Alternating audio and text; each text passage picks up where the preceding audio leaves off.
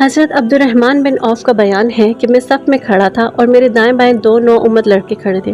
ایک نے چپکے سے پوچھا کہ چچا جان، کیا آپ ابو جہل کو پہچانتے ہیں؟ میں نے اس سے کہا کہ کیوں بھتیجے، تم کو ابو جہل سے کیا کام ہے؟ اس نے کہا کہ چچا جان، میں نے خدا سے یہ عہد کیا ہے کہ میں ابو جہل کو جہاں دیکھ لوں گا یا تو اس کو قتل کر دوں گا یا خود لڑتا ہوا مارا جاؤں گا، کیونکہ وہ اللہ کے رسول کا بہت ہی بڑا دشمن ہے۔ حضرت عبد الرحمن کہتے ہیں کہ میں حیرت سے اس نوجوان کا منہ تاک رہا تھا کہ دوسرے نوجوان نے بھی مجھ سے یہی کہا۔ اتنے میں ابو جہل تلوار گھماتا ہوا سامنے آ گیا اور میں نے اشارے سے بتا دیا کہ ابو جہل یہی ہے۔ بس پھر کیا تھا، یہ دونوں لڑکے تلواریں لے کر اس پر اس طرح جھپٹے جس طرح باز اپنے شکار پر جھپٹتا ہے۔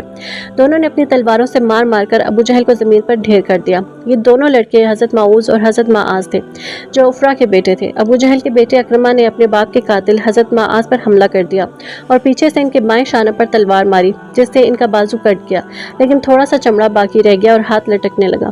حضرت معاذ نے اکرمہ کا پیچھا کیا اور دور تک دوڑایا، مگر اکرمہ بھاگ نکلا۔ حضرت معاذ اس حالت میں بھی لڑتے رہے، لیکن کٹے ہوئے ہاتھ کے لٹکنے سے زحمت ہو رہی تھی تو انہوں نے اپنے کٹے ہوئے ہاتھ کو پاؤں سے دبا کر اس زور سے کھینچا کہ تسمہ الگ ہو گیا اور پھر وہ آزاد ہو کر ایک ہاتھ سے لڑتے رہے۔ حضرت عبداللہ بن مسعود ابو جہل کے پاس سے گزرے۔ اس وقت ابو جہل میں کچھ زندگی کی رمق باقی تھی۔ حضرت عبداللہ بن مسعود نے اس کی گردن کو اپنے پاؤں سے روند کر فرمایا کہ تو ہی ابو جہل ہے، بتا آج تجھے اللہ نے کیسے رسوا کیا؟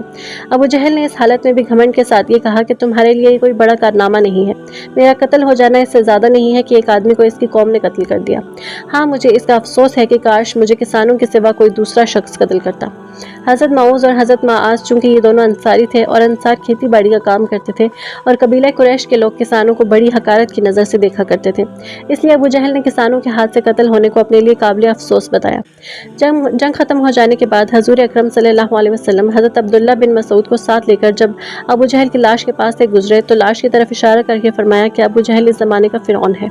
پھر عبداللہ بن مسعود نے ابو جہل کا سر کاٹ کر تاجدار دو عالم کے قدموں پر ڈال دیا۔ حضور نے جنگ شروع ہونے سے پہلے ہی یہ فرما دیا تھا کہ کچھ لوگ کفار کے لشکر میں ایسے بھی ہیں جن کو کفار مکہ دباؤ ڈال کر لائے ہیں، ایسے لوگوں کو قتل نہیں کرنا چاہیے۔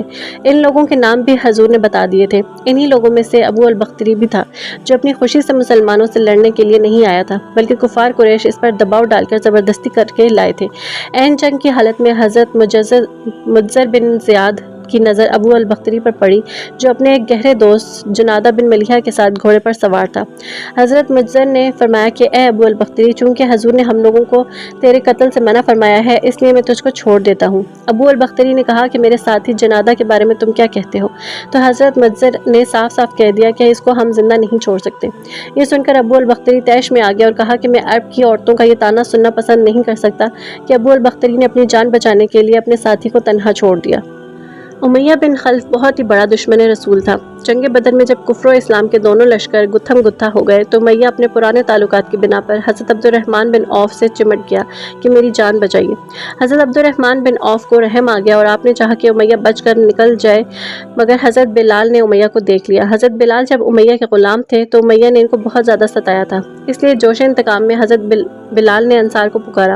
انصاری لوگ دفعتاً ٹوٹ پڑے۔ حضرت عبد الرحمن بن عوف نے امیہ سے کہا کہ تم زمین پر لیٹ جاؤ۔ وہ لیٹ گیا تو حضرت عبد الرحمن بن عوف اس کو بچانے کے لیے اس کے اوپر لیٹ کر اس کو چھپانے لگے، لیکن حضرت بلال نے ان کی ٹانگوں کے اندر ہاتھ ڈال کر اور بغل سے تلوار گھوم گھوم کر اس کو قتل کر دیا۔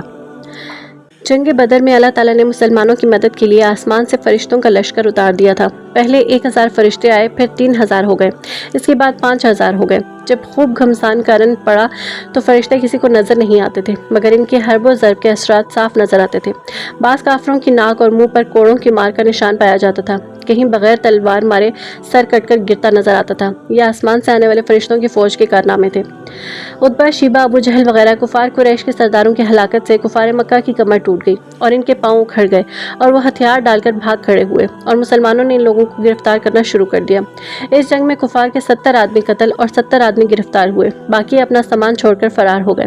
اس جنگ میں کفار مکہ کو ایسی زبردست شکست ہوئی کہ ان کی عسکری طاقت ہی فنا ہو گئی۔ کفار قریش کے بڑے بڑے نامور سردار جو بہادری اور فن سپاگیری میں یکتائے روزگار تھے، ایک ایک کر کے سب موت کے گھاٹ اتار دیے گئے۔ ان ناموروں میں عتبہ، شیبہ، ابو جہل، ابو البختری، زمع، عاص بن ہشام، امیہ بن خلف، منبع بن الحجاج، عقبہ بن ابی معیط، نضر بن الحارث وغیرہ قریش کے سرتاج تھے۔ یہ سب مارے گئے۔ हुजूर अकरम सल्लल्लाहु अलैहि वसल्लम का हमेशा ये तर्ज अमल रहा कि जहाँ कभी कोई लाश नज़र आती थी आप इसको दफन करवा देते थे। लेकिन जंग बदर में कत्ल होने वाले कुफ़ार चूँकि तादाद में बहुत ज़्यादा थे, सबको अलग अलग दफन करना एक दुश्वार काम था। इसलिए तमाम लाशों को आपने बदर के एक गड्ढे में डाल देने का हुक्म फरमाया। चुनांचे सहाबा कराम ने तमाम लाशों को घसीट घसीट कर गड्ढे में डाल दिया। उमैया बिन खल्फ की लाश भूल गई थी। सहाबा कराम ने इसको घसीटना चाहा तो इसके अज़ा अलग अलग होने लगे, इसलिए इसकी लाश वहीं मिट्टी में दबा दी गई। जब कुफार की लाशें बदर के गड्ढे में डाल दी गईं तो हजूर सरवल आलम ने इस गड्ढे के किनारे खड़े होकर मकतूलीन का नाम लेकर इस तरह पुकारा कि ए उतबा बिन रबिया, ए शीबा बिन रबिया, ए फलां फलां, क्या तुम लोगों ने अपने रब के वादे को सच्चा पाया? हमने तो अपने रब के वादे को बिल्कुल ठीक ठीक सच पाया। हज़रत उमर फारूक ने जब देखा कि हजूर कुफार की लाशों से खिताब फरमा रहे हैं तो इनको बड़ा ताज्जुब हुआ। चुनांचे उन्होंने अर्ज़ किया कि या रसूल अल्लाह, क्या आप इन बेरूह के जिस्मों से कलाम फरमा रहे हैं? ये सुनकर हजूर सल्लल्लाहु अलैहि वसल्लम ने इरशाद फरमाया कि ए उमर, कसम खुदा की जिसके कब्ज़ा कुदरत में मेरी जान है कि तुम जिंदा लोग मेरी बात को इनसे ज़्यादा नहीं सुन सकते, लेकिन इतनी बात है कि ये मुर्दे जवाब नहीं दे सकते। बुखारी वगैरह की इस हदीस से ये मसला साबित होता है कि जब कुफ़ार के मुर्दे जिंदों की बात सुनते हैं तो फिर मोमिनीन खुसूसन औलिया, शहदा, अम्बिया वफ़ात के बाद यकीनन हम जिंदों का सलाम कलाम और हमारी फरियादें सुनते हैं। और हजूर सल्लल्लाहु अलैहि वसल्लम ने जब कुफ़ार के मुर्दा लाशों को पुकारा तो फिर खुदा के बरगज़ीदा बंदों यानी वलियों, शहीदों और नबियों को इनकी वफ़ात के बाद पुकारना भला क्यों नाजायज़ और दुरुस्त होगा। इसीलिए तो हजूर अकरम सल्लल्लाहु अलैहि वसल्लम जब मदीना के कब्रिस्तान में तशरीफ़ ले जाते तो कब्रों की तरफ अपना रुख़ अनवर करके यूँ फरमाते कि ए कब्र वालों, तुम पर सलाम हो, खुदा हमारी और तुम्हारी मग़फ़िरत फरमाए। तुम लोग हमसे पहले चले गए और हम तुम्हारे बाद आने वाले हैं। और हजूर ने अपनी उम्मत को भी यही हुक्म दिया है और सहाबा कराम को इसकी तालीम देते थे कि जब तुम लोग कब्रों की ज़ियारत के लिए जाओ तो यूँ ही सलाम किया करो। इन हदीसों से ज़ाहिर है कि मुर्दे जिंदों का सलाम व कलाम सुनते हैं, वरना ज़ाहिर है कि जो लोग सुनते ही नहीं, इनको सलाम करने से क्या हासिल। फतह के बाद 3 दिन तक हजूर ने बदर में क़याम फरमाया। फिर तमाम अम्वाल गनीमत और कुफ़ार कैदियों को साथ लेकर रवाना हुए। जब वादी सुफ़रा में पहुँचे तो अम्वाल गनीमत को मुजाहिदीन के दरमियान तकसीम फरमाया। हज़रत उस्मान गनी की ज़ौजा मोहतरमा हज़रत बीबी रुक़ैया, जो हजूर की साहबजादी थीं, जंग बदर के मौके पर बीमार थी। इसलिए हजूर सल्लल्लाहु अलैहि वसल्लम ने हज़रत उस्मान गनी को साहबजादी की तीमारदारी के लिए मदीने में रहने का हुक्म दे दिया था। इसलिए वो जंग बदर में शामिल ना हो सके, मगर हजूर ने माल गनीमत में से इनको मुजाहिदीन बदर के बराबर ही हिस्सा दिया और इनके बराबर ही अजर व सवाब की बिशारत भी दी।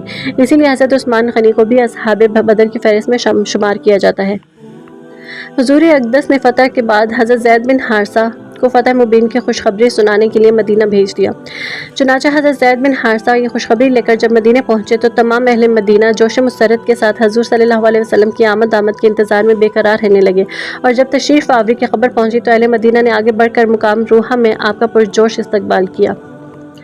कुफार मक्का जब असीरान जंग बनकर मदीना में आए तो इनको देखने के लिए बहुत बड़ा मजमा इकट्ठा हो गया और लोग इनको देखकर कुछ ना कुछ बोलते रहे।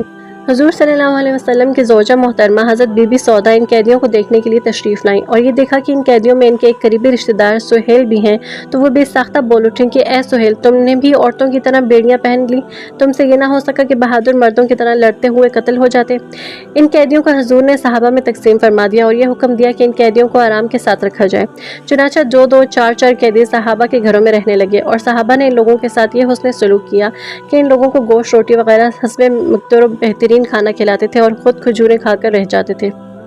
कैदियों में हजूर के चचा हज़रत अब्बास के बदन पर कुर्ता नहीं था, लेकिन वो इतने लंबे कद के आदमी थे कि किसी का कुर्ता इनके बदन पर ठीक नहीं उतरता था। अब्दुल्ला बिन उम्मी मुनाफिकीन का सरदार चूँकि कद में इनके बराबर था, इसलिए इसने अपना कुर्ता इनको पहना दिया। बुखारी में ये रिवायत है कि हजूर सल्लल्लाहु अलैहि वसल्लम ने अब्दुल्ला बिन उबी के कफन के लिए जो अपना पैराहिन शरीफ अता फरमाया था, वो इसी एहसान का बदला था। इन कैदियों के बारे में हजूर सल्लल्लाहु अलैहि वसल्लम ने हज़रात सहाबा से मशवरा किया कि इनके साथ क्या मामला किया जाए। हज़रत उमर ने यह राय दी कि इन सब दुश्मनाने इस्लाम को कत्ल कर देना चाहिए और हम में से हर शख्स अपने अपने करीबी रिश्तेदार को अपनी तलवार से कत्ल करे। मगर हज़रत अबू बकर सदीक़ ने यह मशवरा दिया कि आखिर ये सब लोग अपने अजीज़ व अकारिब ही हैं, लिहाजा इन्हें कत्ल न किया जाए, बल्कि इन लोगों से बतौर फ़िदिया कुछ रकम लेकर इन सबको रिहा कर दिया जाए। इस वक्त मुसलमानों की माली हालत बहुत कमज़ोर है। फ़िदिया की रकम से मुसलमानों की माली इमदाद का सामान भी हो जाएगा और शायद आइंदा अल्लाह ताला इन लोगों को इस्लाम की तौफीक नसीब फरमाए। हुजूर रहमत आलम ने हज़रत अबू बकर सिद्दीक़ की संजीदा राय को पसंद फरमाया और इन कैदियों से 4-4 हज़ार दिरहम फ़िदिया लेकर इन लोगों को छोड़ दिया। जो लोग मुफलिसी की वजह से फ़िदिया नहीं दे सकते थे वो यूं ही बिला फ़िदिया छोड़ दिए गए। इन कैदियों में जो लोग लिखना जानते थे, इनमें से हर एक का फ़िदिया ये था कि वो अंसार के 10 लड़कों को लिखना सिखा दें। انصار نے حضور صلی اللہ علیہ وسلم سے یہ درخواست عرض کی کہ یا رسول اللہ، حضرت عباس ہمارے بھانجے ہیں، لہٰذا ہم ان کا فدیہ معاف کرتے ہیں، لیکن آپ نے یہ درخواست منظور نہیں فرمائی۔ حضرت عباس قریش کے ان 10 دولت مند رئیسوں میں سے تھے جنہوں نے لشکر کفار کے راشن کی ذمہ داری اپنے سر لی تھی۔ اس قرض کے لیے حضرت عباس کے پاس 20 اوقیہ سونا تھا۔ چونکہ فوج کو کھانا کھلانے میں ابھی حضرت عباس کی باری نہیں آئی تھی، اس لیے وہ سونا ابھی تک ان کے پاس محفوظ تھا۔ اس سونے کو حضور صلی اللہ علیہ وسلم نے مال غنیمت میں شامل فرما لیا اور حضرت عباس سے مطالبہ فرمایا کہ وہ اپنا اور اپنے دونوں بھتیجوں عقیل بن ابی طالب اور نوفل بن حارث اور اپنے حلیف عتبہ بن عمرو بن حزم 4 شخصوں کا فدیہ ادا کریں۔ حضرت عباس نے کہا کہ میرے پاس کوئی مال ہی نہیں ہے، میں کہاں سے فدیہ ادا کروں؟ یہ سن کر حضور نے فرمایا کہ چچا جان، آپ کا وہ مال کہاں ہے جو آپ نے جنگ بدر کے لیے روانہ ہوتے وقت اپنی بیوی ام الفضل کو دیا تھا اور یہ کہا تھا کہ اگر میں اس لڑائی میں مارا جاؤں تو اس میں سے اتنا مال میرے لڑکوں کو دے دینا۔ یہ سن کر حضرت عباس نے کہا کہ قسم ہے اس خدا کی جس نے آپ کو حق کے ساتھ بھیجا، یقیناً آپ اللہ عز و جل کے رسول ہیں، کیونکہ اس مال کا علم میرے اور میری بیوی ام الفضل کے سوا کسی کو نہیں تھا۔ چنانچہ حضرت عباس نے اپنا اور اپنے دونوں بھتیجوں اور اپنے حلیف کا فدیہ ادا کر کے رہائی حاصل کی۔ پھر اس کے بعد حضرت عباس اور حضرت عقیل اور حضرت نوفل تینوں مشرف با اسلام ہو گئے۔